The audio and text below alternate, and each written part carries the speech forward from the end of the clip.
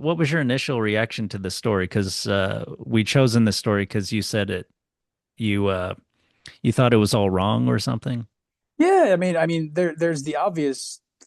Um, this Fortunatus guy is kind of an asshole, right? Mm, He's just going around. He's like getting seduced by this princess who clearly has a thing for him multiple times, but he just keeps sort of running away, saying no, and mm, then finally is sort of destitute and bereft of all the gifts that were given to him and his crew at the beginning.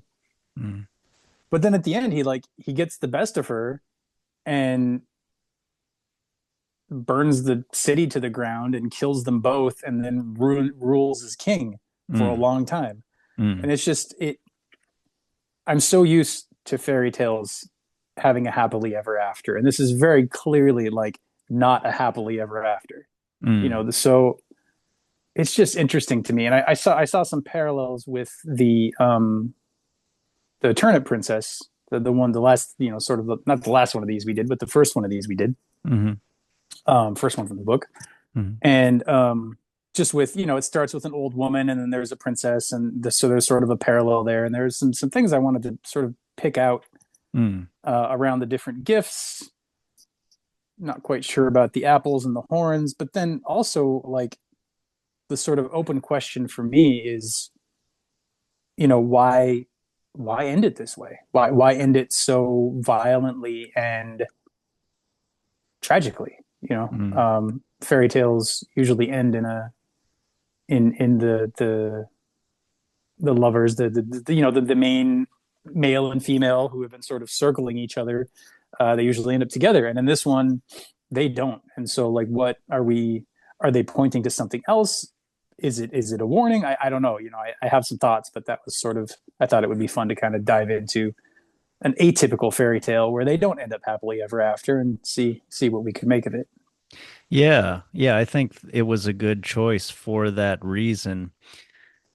Yeah, I think a lot of the way we approached that titular story, The Turnip Princess, was it seemed to be a lot about like psychology, about kind of the parts of the self and coming to terms and finding your way and kind of having some sort of unison in yourself and a wholeness. And it's almost like a religious thing, like a holiness and everything.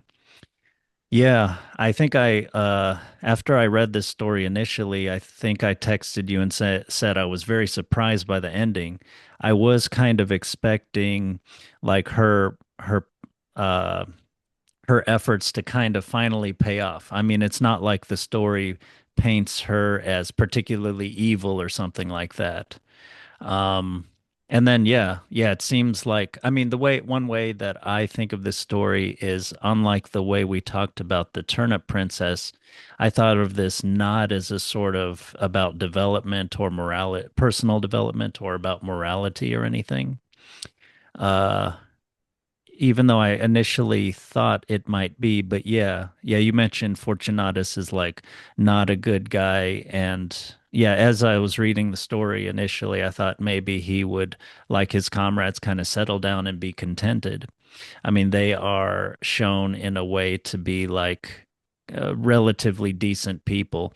And in fact, they are given these the monkey's paw or the magical hat or whatever you could say. It's like oftentimes in stories like Aladdin's lamp, someone is given a magical uh, object of great power. And of course, it leads to tragedy, right? That so often happens with human beings, right? We get what we want or we get, what we think we want, and then it shows our character that is not developed and, our greediness or whatever comes out and we destroy everything. But Yeah. yeah, it's Hmm. interesting that his comrades are not like that. They're like, yes, of course, like you're my comrade and also you helped me out. I'm gonna help, you are in a state of destitution and I'm gonna help you out. And you know what? Take this magical thing that I could use to do like anything I want to, but I don't need it. it mentions that the second one, the horn wasn't even used. Hmm. And here you go. I don't need it. Like I've no, Yeah. no temptation. They're just like they've gotten enough in life and they're contented. They're like the good, decent people. Fortunatus, yeah, as you mentioned, is not satisfied with that. Hmm. Yeah, that's interesting because oftentimes in fairy tales, that pattern's reversed too. Like you'll have like three brothers and they're all outside of a castle and they're going to go rescue the princess. And the first brother goes in and like gets distracted by the treasure. And the second brother goes in and like, I don't know, gets eaten by a lion or something. And the third brother goes in, avoids the treasure, avoids the lion, and then like finds the princess. And here you have the first one ends up okay. He's pretty happy. Second one ends up okay. Doesn't even need to use the horn. Third one, total bastard. Yeah, Takes all yeah. the power, kills the princess, kills the king, rules as I assume as a tyrant. I mean, he's very much setting himself up for tyranny, Mm, through the use of force and the sort of disregard of other people. mm, And he's described as a shepherd's son and has no manners at all. mm. Is our sort of introduction to him. Yeah, yeah, that's right. So I don't know, man. I don't. um,